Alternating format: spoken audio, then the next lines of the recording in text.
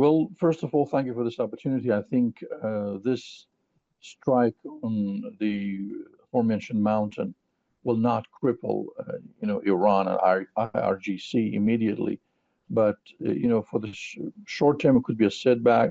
Like for example, the mountain is quite uh, firm, and it requires a much more, we can say, impactful attack or strike so that it could be completely, let's say, uh, destroyed. Specific, the negotiation and peace process, specifically in Islamabad and later in other in Oman, were to some extent very hopeful, and people were hoping that they would be successful. But unfortunately, the two parties have much, let's say, distrust in the other. So this is not an easy task. I mean, of course, Pakistan gave the world and gave the two parties a great chance to negotiate and sit around the same table and put their differences aside, perhaps, in Xi Jinping's terms, to work towards the betterment of humankind. But then at the same time, I think the two parties both,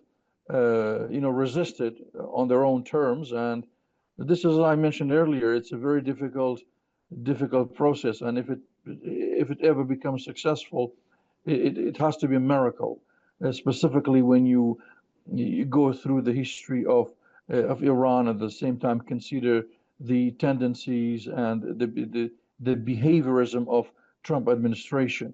As you know, that Trump and his administration may be a bit unreliable, from the Iranian side and also from the allies' perspective across Middle East and Europe. At the same time, they are losing popularity in America. So it's a very sensitive time. Let's wait and see. And I expect if this war continues, this will cost Trump and his administration a great deal. I highly doubt that because the B-1 cannot do that. It can only perhaps destroy the entrance, the doorways of the facilities, but it cannot. It could shake up the whole building and structure, but they require B2 in order to perhaps have a very strong impact on this massive bunker because it's a strong one, and I think Iran has been investing in that for a long time, and it would not be much affected by a B1, for that matter. So it requires at least B2 bomber, just like the ones they previously used in other sites. So I think the Gulf countries would try, but I think some of the retaliations from Iran, some of the counterstrikes from Iran have been received quite negatively, from the Gulf states and also even countries like Iraq, because this perhaps would have a negative impact upon their relations in the future.